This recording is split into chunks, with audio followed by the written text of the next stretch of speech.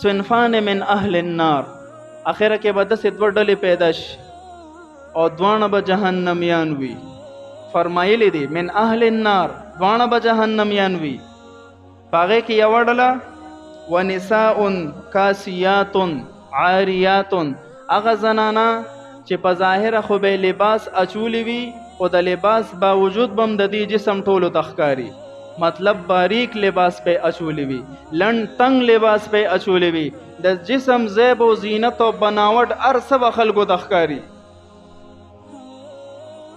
ممیلات مائلات، ځان به سړو ته مایله کوي، سړي به ځان ته مایله کوي، داسې زیب و زینت په اختیار کړی وي. لا يدخلن الجنة، یو خو ویل کنه من اهل النار، جهنمیان بی. دویم جنت ته به دوی نه داخلیږي.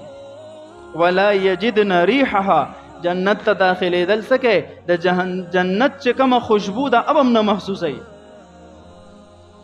زمونږ معاشره ګوره د دې حدیث په رڼا کې معاشره برباده ده، د سترګو نه حیا بالکل ختمه ده.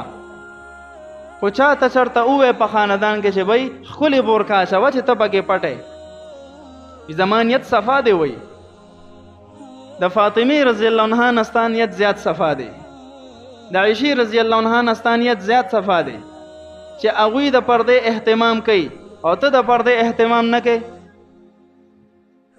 امام غزالی رحمت الله علیه لیکلی دی صحابه به په خپل کور کې چې کوم روشندان او کومه کړکۍ به چې د هغې نه به بار لیدل کتل کېدی شو، هغوی به هغه بند ساتلو، باوجود د دې نه چې صحابیاتې وې، نیکې بیبیانې وې، د ګناه هغه موقع به یې موله نه ورکوله.